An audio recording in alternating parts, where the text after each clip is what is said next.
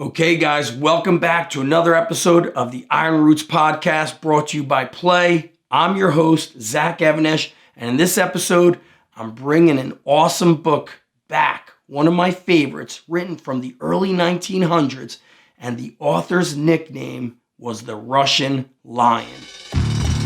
This is PLAE's Iron Roots, A podcast dedicated to uncovering the strength legends, the training methods, and the stories around physical culture and iron history. I'm your host, Zach Even-Esh. Grab yourself a protein shake, chalk up, and prepare to travel back in time through some of the most awe-inspiring stories of iron history. It's go time. Okay, guys, so let's get into it. I'm talking about a book called The Way to Live, written by George Hackenschmidt, aka the Russian Lion. When I first picked up this book, and I've actually got various copies of this book, one of them I accidentally purchased in a completely different language because I believe the country of origin of the Russian Lion was Estonia, one of those Russian states. I'm not the best with geography, so you can correct me if I'm wrong. But the power behind this book, the thing that inspired me the most, was the simplicity about it. In a day and age where strength and conditioning is so complicated, or people think that they're coming up with these unique methods, I oftentimes read about them in books like The Way to Live that was written in 1908. So I'm going to give you a couple of excerpts from the book, and one of the most powerful quotes I've ever heard that I've seen shared quite often from this book is this: health can never be divorced from strength. And the reason why that quote is so powerful is in this book, where George Hackenschmidt blends a bit of an autobiography and a bit of a training manual with his training methods, he talks about always the health behind things, not just how to get strong or how to become this dominant wrestler, which he was. Some of his wrestling matches would last anywhere from 30 minutes up to 2 hours. Now, to give you some context, a college wrestling match is 7 minutes. A high school wrestling match is 6 minutes, where George Hackenschmidt is going 30 minutes or up to 2 hours of wrestling. That is brutal. Now, going into some of these methods, as simple as they are, they're powerful, and they're going to give you context as to things that we hear about today with regards to what makes you healthy, what makes you strong, and maybe simplifying a little bit of those methods. So the first excerpt I want to talk to you about is how the Russian Lion talks about the crucial importance of your mindset when you want to get strong. And I've actually had this conversation with athletes who are struggling to get strong. And I tell them, I say, there's no reason why you need a strength coach to get better at push-ups. If you're here for 3 months, 4 months, and you're not better at push-ups, it's because you're not obsessed. So listen to this excerpt from The Way to Live. Do you wish to become strong? Certainly, you will answer. That is my intention. That is my wish. To which I should reply that a simple wishing will not do it. You must want to. In other words, you must act. You have no idea how much stress I lay on this first condition. The will, I should call that incessant inward impulse, which spurs one to the goal. The beginning is difficult, and many a man gets no further than the initial stages. Remember, guys, this is written in 1908, and we're still experiencing the same struggles over 100 years later. Believe me, excuses which a man may advance, such as, I am too old, I have not sufficient time, my position or my business does not permit, etc., are all mere subterfuges to cover a weak willpower. You Brightons have a splendid proverb, where there's a will, there's a way, and I am a staunch believer in it.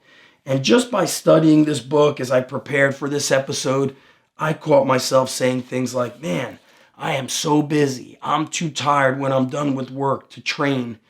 And coming back to studying this book because I read this book probably around 2002 or 2003. It just brought me back to the simplicity of things because a lot of George Hackenschmidt's workouts were basics with calisthenics, with a barbell or a dumbbell, or back then they used what was called a short bar. It was kind of a hybrid of a barbell dumbbell, but it was a little bit longer than a dumbbell and shorter than a barbell. But George Hackenschmidt would do basically a lot of calisthenics in the morning, a lot of these body exercises that he would call. So his morning was kind of this get a lot of fresh air, move the body, do a lot of deep breathing, things that we hear about now and things that actually people sell courses for that people were really teaching in those early 1900s. So it brings me to this part, which I had forgotten about, and I remember how it influenced me and inspired me with running. So we hear so much about the importance of breathing. Well, listen to what the Russian line says on breathing. He goes, the principal food for man is pure air. So in fact, when he talks about training, he speaks about if you're training back then they were like these health studios, keep the doors open. Or in the summer and springtime, when you go to sleep, leave the windows wide open. And now he talks about the best breathing exercise is actually running. So various deep breathing exercises are recommended by professors and other so-called authorities on physical culture matters. So these early 1900s, that was the time of physical culture.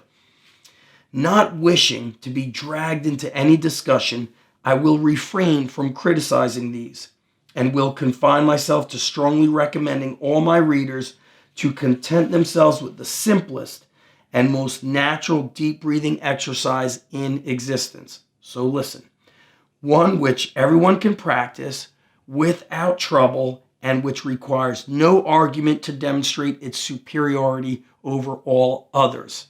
So what is he talking about? He's talking about running. This consists simply of running exercise in the open air. So of course, early 1900s, we're not running on treadmills. He's talking about getting outside and running on the regular. Run as much as you can and as often as you can. And whenever you come across a hill, run up it. So think about that. How many times do we come across a hill and just decide to run hill sprints? Again, guys, this is written over 100 years ago, and he's just preaching the basics. The running of the hill will force you to inhale deep breaths and will also accustom you to breathe deep through your nose. Besides the chest and lung development resulting therefrom, you will soon appreciate the benefits which your leg muscles will derive. So in this book, the Russian line talks about constantly doing deep breathing through the nose. His training was simple. It was a lot of clean and press, clean and jerk, lifting deadlifting and lifting things off the ground, jump exercises, and then of course, much of his strength building came from wrestling. But what was also interesting was when you read this autobiography of him, in his early years, he had this developmental system, so to speak, of how he was built up. And we're going to show some of the photos of him when he was 16 and 19. I mean, this dude looks like he could destroy people.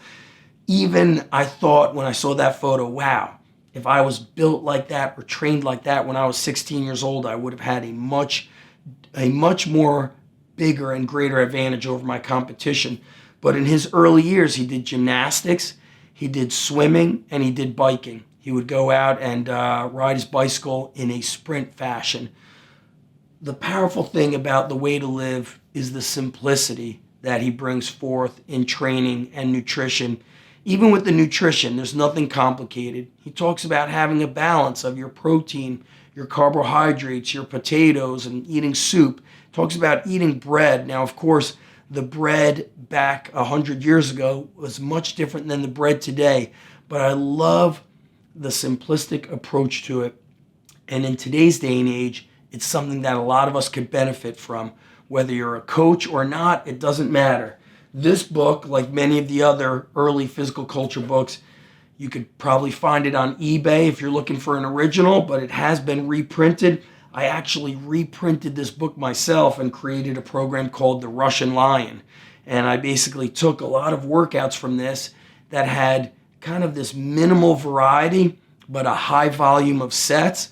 And the Russian Lion basically trained like floor press or doing a bridge in floor press, doing calisthenics, jumping exercises, not training too frequently.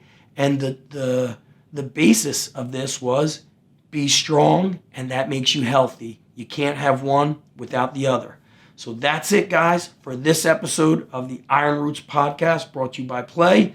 Again, I'm Zach Even-Esh. I love that you guys are supporting us, watching the videos, listening on iTunes. And if you want to see the photos, you got to check out the videos. Check it out at plae.pro. That's PLAE.pro.